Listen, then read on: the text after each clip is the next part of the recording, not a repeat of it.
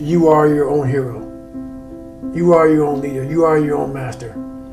We idolize so many people, and we want to be them. We want to be someone else. And in doing that, you lose all the potential of who you are.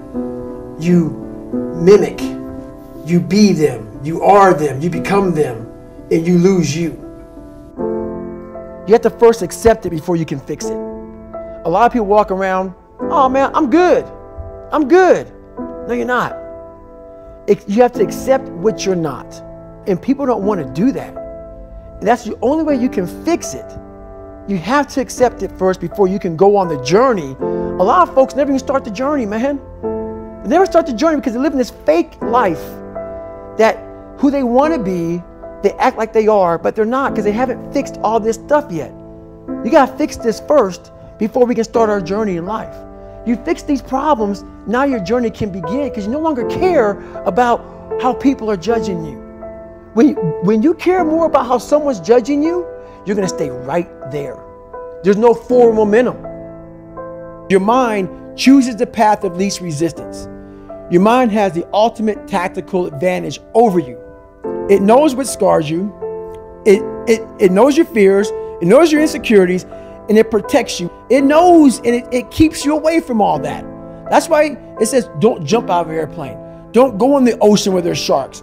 It's a protective mechanism. Don't go back to the place where your dad beat the shit out of you in your mind. Don't go back. The brain protects you, but protects you so much, it doesn't allow growth. So the brain is an amazing thing, but the brain controls you. You must control it. You must take power over your own mind, or your mind will guide you into all the soft places that your brain wants to live in. We all have these voices in our head. We like to not listen to them. The one that comforts us and keeps us nice and warm and cuddly and gives us cookies and milk at nighttime. We like that voice. That voice is the one we want to always hear, which is why people don't like to listen to me a lot. Some people do, some people don't. The only thing that changes you is being real. So basically, you know, I had to have the courage to go back in it because nothing was getting done. I kept on going to that nice cuddly voice in my head saying, you know what? You don't need to do this. That's too much work, man. You've earned this. You deserve this. And that mentality got me to 297 pounds, fat, out of shape. To me, a loser. To me, making $1,000 a month and making a ton of mistakes. Because mistakes happen on the easy side of life. You take the easy road, the easy path, there's a lot of mistakes over there. The hard journey, you don't make too many mistakes over here because it's too hard. You don't want to repeat it. The mind has a governor, like a car. If you're driving a car and the car has a governor on it, the car may say 130 miles an hour, but the governor is set for 91. Once that governor sets in, you get to 91, that car starts doing this. The car wants to go. The car wants to go, but that factory said, we're not going past 91. We have a factory, a nice governor in our brain, and it's a survival mechanism. It protects us from pain and suffering. The second we feel that, our mind says, oh no, this isn't fun.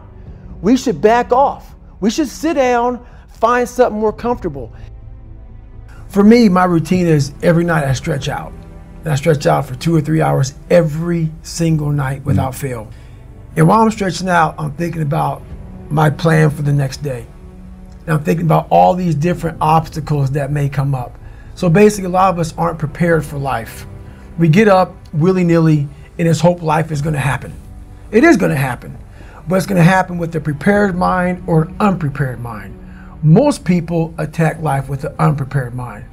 What I do is I try to account for all things that could happen, might happen, probably will happen, and then the unknowns. So basically, I can't account for everything, but I do know there could be some things that come up in life that you need to be ready for. I know for a fact I'm not going to want to work out tomorrow. Therefore, I'm preparing my mind for that. I don't want to do that. I know tomorrow will come with some difficult decisions to make. It may come with getting a phone call saying someone died, this happened, that happened. I'm always preparing myself, not in a morbid way, but just like, look, man, be ready for life. Don't let life just start attacking you left and right make sure that you start to build a mental armor so then you're ready for life. If you don't think about yourself, there's no pain, which can also lead to pain later on in your life. But in these moments when you're struggling, if you are a true leader and you're worried about your men or women beside you, your mind doesn't care how cold you are anymore. Your mind's only worried about taking care of the men and women beside you.